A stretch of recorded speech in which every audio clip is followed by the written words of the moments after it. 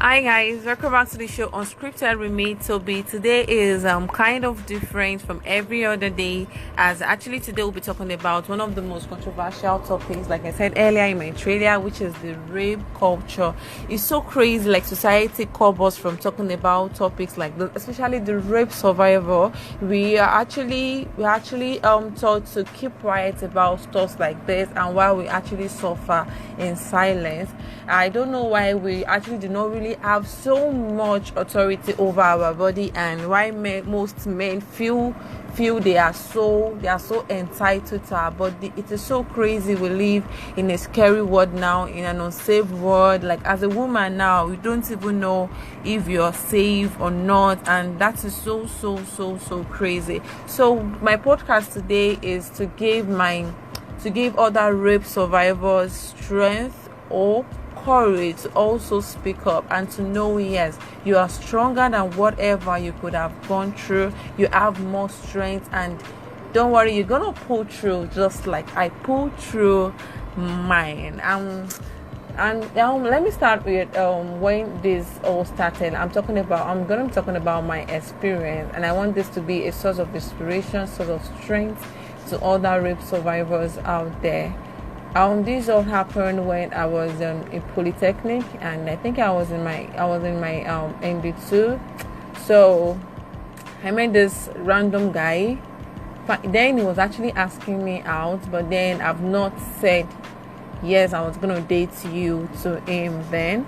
So on this particular day, but we were actually talking, but nothing serious. So this particular day, he called me in the evening, and he told me, he wants me to come over to his place and actually prepare something for him, and he was going for a birthday party and all like that. We're that close. So I went with him to cook for him, and it was just noodles. So because he actually promised, please, could you please come with me? I'm actually rushing to a birthday party. Then I want you to help me. Actually, perhaps it's just noodles. Just let me prepare. So when I'm coming back, I'll drop you off at home. Then I'll go to the birthday party from there. That was what he said, and I was like, okay, that's a harmless request. Like, it's nothing and all like that. So I went with him. I prepared the noodles. I gave it to him. So at the point, it was wasting so much time. So I had to hurry him up, like, guy, you're wasting time. You still have to drop me off, and it's getting late. And I didn't tell my roommate I won't be sleeping at home and all like that. The next thing, he just broke the plate. He broke bottle. He was threatening me with the bottle. I don't know. Do you know the amazing thing about rape thing is, some people, some men, some monsters do not do it out of pleasure. Some people do it out of wickedness. They just want to be wicked towards you. They're just serial rapists. I don't know if it is for pleasure, if it is actually an act of wickedness, but they just do it. So this guy was just being wicked to me. Let me put it like that, because I actually realized he's a serial rapist, and he did it to me, and he did it to several others before he met me, and even after he met me. So to cut that short, back to what I was talking about. So he just became a monster. He broke the plate and tried stabbing me with the bottle. He broke, and now the next thing, he was trying to drag me in, and the amazing thing, he locked his old house. He put on the gen, and gen can be so noisy that even when you scream, no one is going to hear your voice. And the compound was just so big, so there was nobody to come to my rescue, actually. So I struggled. He pulled me in. When he pulled me in, he ordered me to pull off my clothes. Then he took some marijuana and he started smoking, and he ordered me to pull off my clothes. Pulling off my clothes, immediately he hit my head on the burglary like 3 times back. Like, I felt like I saw fire 3 times. Like, he wanted to kill me, literally. So he did that. He rapished me. He raped me. He took pictures of me naked, and he seized my phone. No one could actually get through to me, and all like that. In my head, I was like, what have I ever done wrong to anybody that the person could not just at least forgive me and actually want me to go through stuff like this? Like this was just too much, because his dragging was too much. Like I said, it hit my head at the burglary like several times. Like I was going to die. And after that, it's not like I did anything wrong to you. You ordered me to pull off my clothes. You took pictures of me naked and you still raped me on top. And in the midnight, I don't know, not everybody has the courage that I had. So when he took my pictures, I knew what he was going to do with it was perhaps blackmail me with the picture or something like that. So in the midnight, someone who has taken marijuana, it will be crazy, very, very crazy. So after raping me, he slept off, he seized my phone. Before he slept off, after doing what he wanted to do, he wanted to send me out of his house in the midnight. But then I don't know, he just took my clothes and seized it and just said, no, he's not gonna let me go, blah blah blah, I must suffer, I must do this, and I'm like, guy, nah. So he slept off that day, and in the midnight I just summoned courage. I stretched to take his phone, wherever the phone was. I removed the memory card. This was at the verge of life and death, because if he had caught me, then I was better off dead, like something like that. So I summoned courage. I took his phone, removed the memory card, and actually ate it. I broke the memory card. So the next day he dropped me off at home. So when I got home, I had serial marks on my body, being that it was forceful, the mark, the old beating, the old batter and everything. I had several scars on my body. So when I got home, I opened up to my roommates and friends that were around and see, this is what I went through. And they were like, they've been calling my number, it's not been going through. And I explained things to them. I was really, really scared. I could not say much. The fear. Then, so it didn't even end at that. The guy called me and said, oh, I removed this memory card. I've been thinking I've escaped, thinking that I'm just deceiving myself, that I actually broke the wrong memory card, and he still has my picture with me, and if I don't return his memory card, he's gonna kill me, he's gonna do this, and if I did tell anybody what has happened, then I'm just better being dead and all like that. It really threatened me, and I got really, really scared. When you are ripped up of your self-esteem and someone is still trying to claim right over your self-esteem, like that feeling is actually so crazy. So amidst all that, and one of my neighbors then now came to me, because she noticed the way myself and my roommates were actually doing, and she noticed all the marks I had on my body and all like that. So she came to me and was like, why don't I report to the policeman? Because the guy was already coming to my house to ask about me and all like that, and I had to tell the old people in my hostel that please, when this person asks of me, tell him I do not live here. My life was on the line there, because he was so looking for me and all of that. So when this lady told me to report to the police, I summoned courage. We went to the police station with my friends and the lady. And when we got to the police station, could you believe they actually tried to maneuver the case? They didn't want to listen to me. I filed the case against him and all like that. But it seemed so influential, and it was trying to buy the whole case and all like that, and the police were already trying to dead the whole case. And I just summoned more courage. I had to transfer the case to another police station, Ibarra police station to be precise, when I saw these guys were not ready to actually give me the justice I deserve, because nobody deserves to go through that trauma of you dragging me into your room and you doing me all sort of things, you hitting my head on the burglary severely, and you ripped me naked, you took pictures of me and all of that, and they were not ready to do anything. And I just transferred the case to Ibarra police station. And when the day I was going to Ibarra police station with my friends, then I saw some few mopos outside. So they asked me what was wrong with me. I told them I explained everything to them, and they saw the marks on me. So they just advised me that I shouldn't go into the police station, because if I go, they're just going to maneuver the case, and if the person is an influential person, they'll just forget about it and actually not help me out and all like that. So this mopo, they actually came to my rescue, and God bless them. I really can't remember their names. I know wherever they are right now, may God actually bless them for me. So they went with me to this man's house.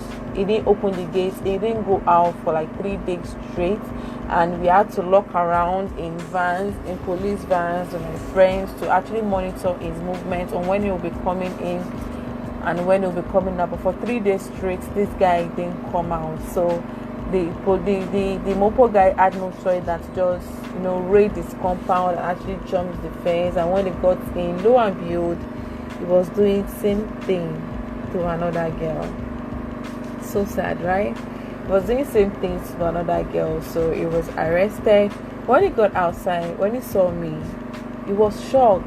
Like, he was not expecting me. Like, he was not expecting me to have that courage to take that kind of action. Like actually report him to a police, to report him to the police station, or probably the mopo.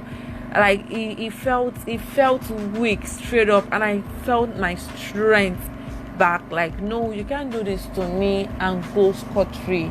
And that is the strength of speaking up. You just have to speak up. You just have to tell somebody about this, and don't let a perpetrator go scot free. So when we arrested him, they took him to the police station, and we were asked to actually write statements. And then he was crying, apologizing to me that he's so sorry, he didn't know what came over him and all. I'm like, no, this is a lie.